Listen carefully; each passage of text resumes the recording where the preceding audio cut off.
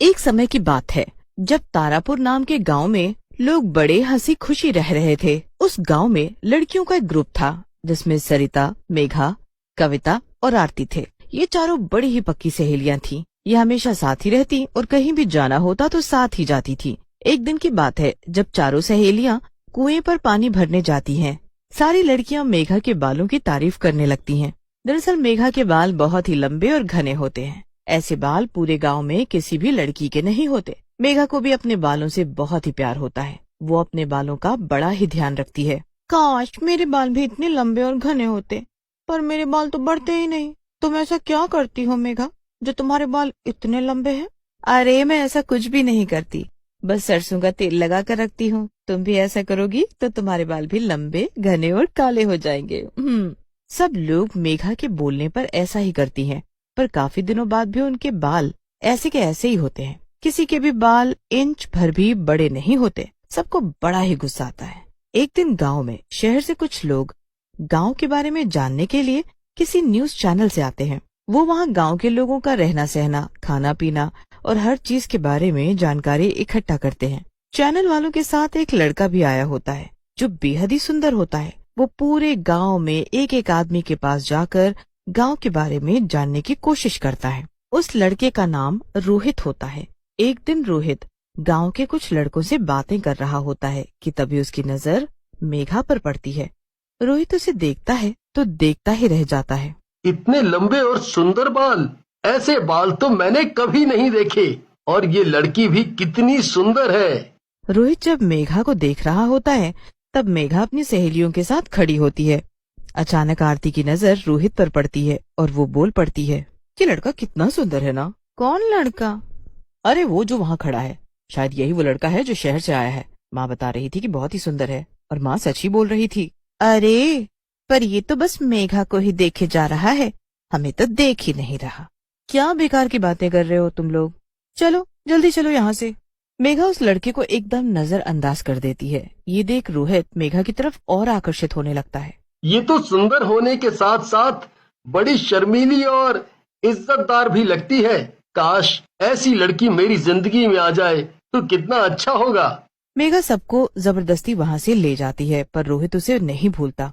वो अगले दिन उसका पीछा करने लगता है और उससे बात करने की कोशिश करता है, पर मेघा उसकी तरफ देखती भी नहीं है। रोहित फिर मेघा से बात करने के लिए उसकी सहेलियों की मदद लेने की सोचता है। जब मेघा उनके साथ नहीं होती तो वो उनके पास जाता है। सारी लड़कियां बड़ी ही खुश हो जाती हैं। ऊपर से रोहित उनसे मेघा के बारे में पूछने लगता है। क्या हुआ आप लोगों को?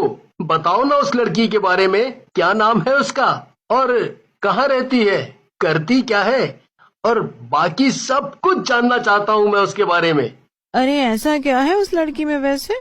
उसके लंबे काले घने बाल। सच बताओ तो मैं बचपन से ही अपनी माँ से बोलता आ रहा हूँ कि मुझे ऐसी लड़की से शादी करनी है जिसके लंबे लंबे बाल हों और वो बड़ी ही खूबसूरत हो। वो अमीर हो या गरीब, उससे मुझे कुछ मतलब नहीं। तो तुम्हें मेघा इतनी पसंद आ गई है क्या? तीनों लड़कियों को बहुत गुस्सा आता है, और खासकर आरती को, क्योंकि वो मन ही मन उस लड़के को बहुत ज्यादा पसंद करने लगती है। वो रोहित को मेघा के बारे में कुछ भी नहीं बताती और वहाँ से अजीब सा मुंह बनाकर निकल जाती है। उसके बाद वो मिलकर मेघा की बुराइयां करने लगती है। अरे इसके बाल ना हो गए, हमारे लिए मुसीबत ही हो गए हैं। मन तो करता है इसको गंजा ही कर दूं। हाँ सच में, अब तो मुझे भी इस पर बड़ा ही गुस्सा आने लगा है। मुझसे ज्यादा नहीं आता होगा। एक काम करते हैं, आज रात जब ये आंगन में सो रही होगी तो हम इसके घर जाएंगे। ये रात को हमेशा एक दिया अपने आसपास जलाकर सोती है, तो बस उसी दिए को हमें इसके बालों तक खिसकाना है और फिर हमारा काम हो जाएगा। अरे वाह, क्या कमाल का आइडिया है। इसे सुनकर तो मजा ही आ गया। फिर तो वो लड़का इस गंजी की तरफ देखेगा भी नहीं। कितनी बदसूरत लगेगी ये बिना बालों के। रात को तीनों लड़कियां मेघा के घर जाती हैं। वो चुपके से मेघा को देखती रहती हैं कि मेघा कब सोने के लिए आंगन में आए। कुछ देर बाद मेघा आंगन में दिया जलाकर सो जाती है।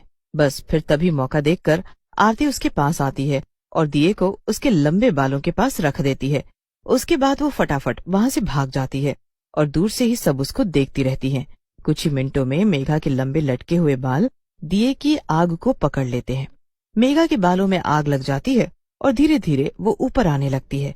तीनों लड़कियां दूर से उसे देखकर बड़ी खुश होती हैं, पर आग इतनी ज्यादा बढ़ जाती है कि वो मेघा के पूरे शरीर पर फैल जाती है। मेघा जोर जोर से चिल्लाने लगती। और खुद को बचाने के लिए यहाँ वहाँ भागने लगती है। बचाओ बचाओ, कोई तो बचाओ मुझे, मैं जलकर मर जाऊंगी। दूर से लड़कियां उसे ऐसे जलते देखकर घबरा जाती हैं। अरे ये तो जल रही है, अब हम क्या करें?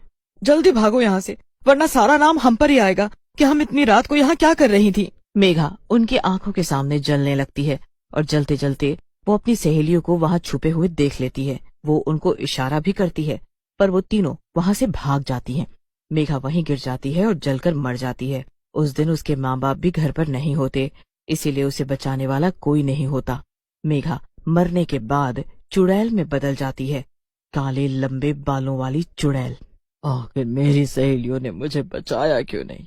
क्यों भाग गई वो मुझे जलता देखकर? क्यों वो यहाँ आई थी इतनी रात को, और क्यों वो छुपकर खड़ी थी? जरूर कुछ गड़बड़ है और मैं इसका पता लगा कर रहूंगी। अगली सुबह रोहित वहाँ पूरे चैनल के साथ आ जाता है। तब तक उसके माँ बाप भी घर वापस लौट आते हैं और अपनी बेटी को ऐसे जला देखकर उनसे ये सदमा बर्दाश्त ही नहीं हो रहा होता। उनका रो रो कर बुरा हाल हो रखा होता है। काले लंबे बालों वाली चुड़ैल जो उनकी बेटी होती है, वो वही खड़ी सब कुछ देख रही होती है, पर कोई भी उसे देख नहीं पा रहा होता। वहाँ रोहित भी खड़ा होता है और उसे भी मेघा के मरने का बहुत दुख होता है। ये आत्महत्या है या किसी ने मेघा को मार डाला?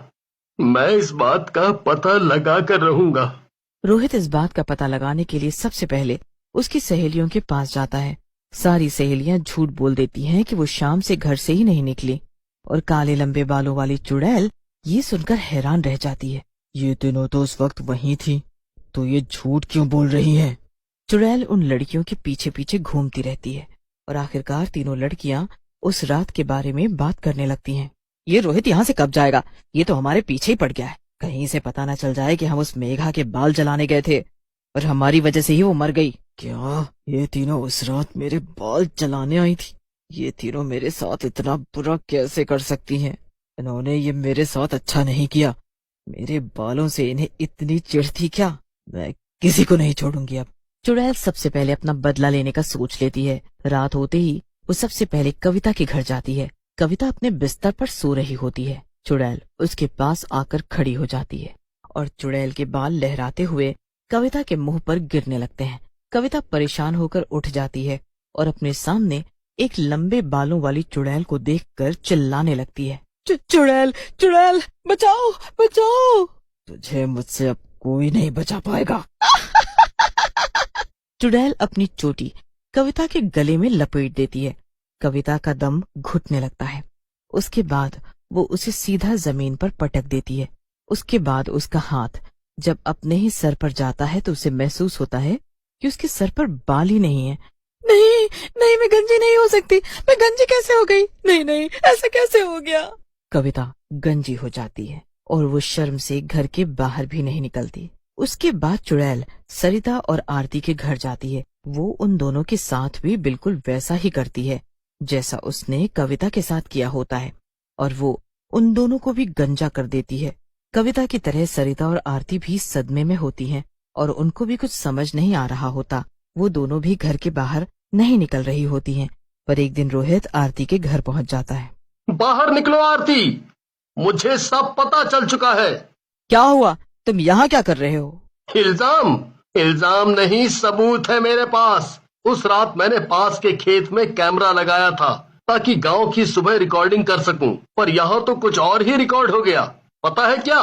तुम तीनों सहेली मेघा के घर आई और तुमने मेघा के सर के पास दिया रखा और वो जलकर मर गई। उसी वक्त तीनों लड़कियों को इकट्ठा किया जाता है।